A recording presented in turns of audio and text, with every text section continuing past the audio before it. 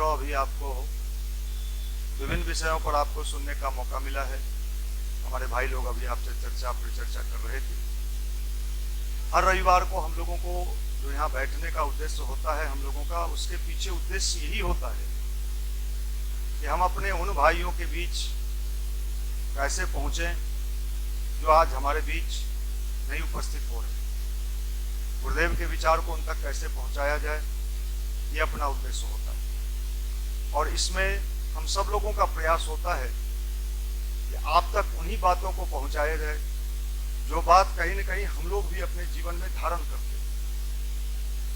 एक चीज मैं आपको हमेशा बता रहा हूं कि हम लोग जो जितने भी भाई यहाँ जो भी आपको बताते हैं, उन सभी चीजों का पालन पहले स्वयं हम लोग करते हैं, और जिन चीजों का पालन हम लोग स्वयं करते हैं उसी को आपको कहते हैं। और उन चीजों के पालन करने का लाभ भी हमारे जीवन में मिला है, और वो लाभ आपको भी मिले ये भी हम चाहते हैं। गायत्री मंत्र इसका नाम है। गुरुदेव ने कहा कि लोग गायत्री मंत्र को कर्मकांड न समझें। गायत्री मंत्र एक फिलॉसफी है, ऐसा फिलॉसफी जो व्यक्ति के जीवन को बदल के रख देता है, चेंज करके रख देता है। उसके नजरिया में परिवर्तन आने लगता है, उसके सोचने के ढंग में परिवर्तन आने लगता है। उसके अंदर भी नकारात्मकता आता है लेकिन टिकता नहीं। ये सारी चीजें हम सबको ध्यान देने की चीज है। एक बड़ा ही महत्वपूर्ण चीज है। जिस रास्ते पे हम लोग चल रहे हैं, क्या ये रास्ता अच्छा आसान है? नहीं, आसान तो नहीं है। देखिए, जब भी कोई व्यक्ति अच्छे राह पे चलता है लोग उस पे हंसते हैं, लेकिन जब लोग बुरे रास्ते पे चलते हैं उन पर कोई हंसता नहीं है। अभी आप देखो, इतने युवा ऐसे हैं जो नशा के शिकार हैं, खुलेआम नशा लेते हैं, रोड पर खड़े होकर सिगरेट पीते हैं, गुटखा खाते हैं। उनको कोई पूछने वाला नहीं है, कोई कहने वाला नहीं है, कोई समझाने वाला नहीं है, वो और समझने वाले भी नहीं है। लेकिन अगर हमारा कोई युवा ध्यान करने लगता है, गायत्री मंत्र करने लगता है, अच्छे विचार से अपने को जोड़ने लगता है, लोग उसका मखौल उड़ाते हैं, उसका मजाक उड़ाते हैं। लेकिन जो इन सारे चीजों को बर्दाश्त करके आगे बढ़ता है उसी के जीवन में सफलता मिलती है। अभी कोविड के समय में बहुत सारे लोगों का रोजगार बंद हो गया, बहुत सारे लोगों को आर्थिक तंगी से गुजरना पड़ रहा है, बहुत सारे लोग विभिन्न तरीके से लोग परेशान हैं। लेकिन हम लोगों ने अनुभव किया है उन परेशानियों में जो गुरुदेव के विचार से जुड़ा रहा, गायत्री परिवार के विचार से जुड़ा रहा और साधना उपासना को अपने जीवन में बनाए रखा नियमितता के साथ, औसत अन्य लोगों की तुलना में उसका जीवन सुखद रहा है और सुंदर रहा है। इसलिए युवाओं को अपने मनोबल को मजबूत करना चाहिए, आत्मबल को मजबूत करना चाहिए, मानसिक शक्तियों का विकास करना चाहिए। इसके लिए ध्यान उपासना कई वीडियो में हमने आपको समझाया। लेकिन मैं एक बात आपको कहना चाह रहा हूं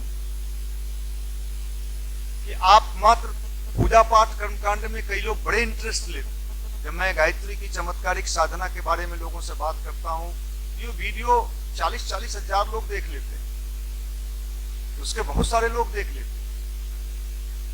मतलब फायदा वाला सब बताते चलिए, करना कुछ ना पड़े।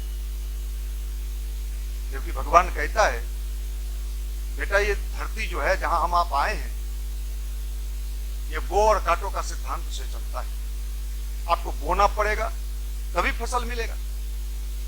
लेकिन हम लोग टोना टोटका खोजते हैं। उन चीजों का भी प्रभाव है, गायत्री मंत्र का भी प्रभाव है, उस ऊर्जा का भी प्रभाव है और बहुत प्रभाव है, उसको नकारा नहीं जा सकता। लेकिन आपको बुआई भी करनी पड़ेगी, तब आप काटने की बात करेंगे। क्या बोना पड़ेगा? तो बोना पड़ेगा, आपको भी समाज में कुछ अच्छे कार्य करने पड़ेंगे, लोगों को अच्छे राह चलने के लिए प्रेरित करना पड़ेगा। साहब हमारी तो कोई सुनता नहीं है।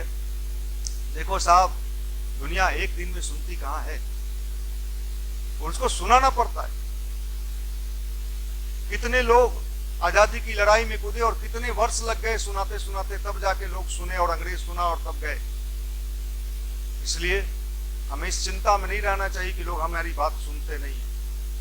आप प्रयास करते रहिए। उपासना का लाभ, उपासना का प्रभाव आपके व्यक्तित्व पर पड़ेगा, आपके जीवन में पड़ेगा।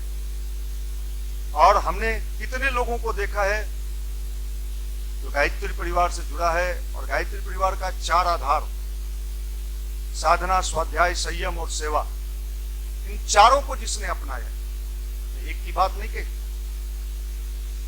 चौकी में 4 पांव होते हैं, एक पांव हटा लो तो चौकी नहीं रहेगा, गिर जाएगा।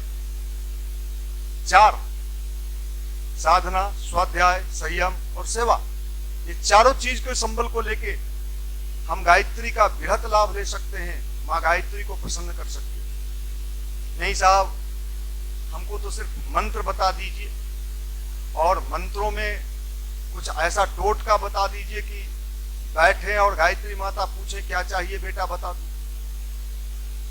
तो ये तो वही बात हो गई, छोटा बच्चा होता है वो खिलौना वाला पिस्तौल लेके खुश हो जाता है कि हम पिस्तौल चला रहे। असली चीज लेने के लिए पात्रता की आवश्यकता होती। नकली खिलौना तो बच्चे को मिल जाता है, लेकिन अगर पात्र नहीं हो तो असली चीज नहीं मिलता है। भगवान पात्र खोजता है और पात्र बनाना पड़ता है, इसके लिए मेहनत करना पड़ता है। किस पर? अपने ऊपर, स्वयं के ऊपर। और अगर हम अपने ऊपर अपने पात्र को बढ़ाने के लिए जैसे जैसे प्रयास करेंगे, साधना से, ध्यान से, स्वाध्याय से, भगवान का ऊर्जा, भगवान का अनुदान, वरदान हमारे जीवन में आता चला जाएगा। परम पूज्य गुरुदेव कहते हैं, बेटा एक नाला जब गंगा जी में मिल जाता है तो वो भी गंगा जल हो जाता है। तो अगर सच्चे हृदय से, सच्ची सोच के साथ भगवान से जुड़ता है तो भगवान के सद्गुण तेरे जीवन में आना चाहिए।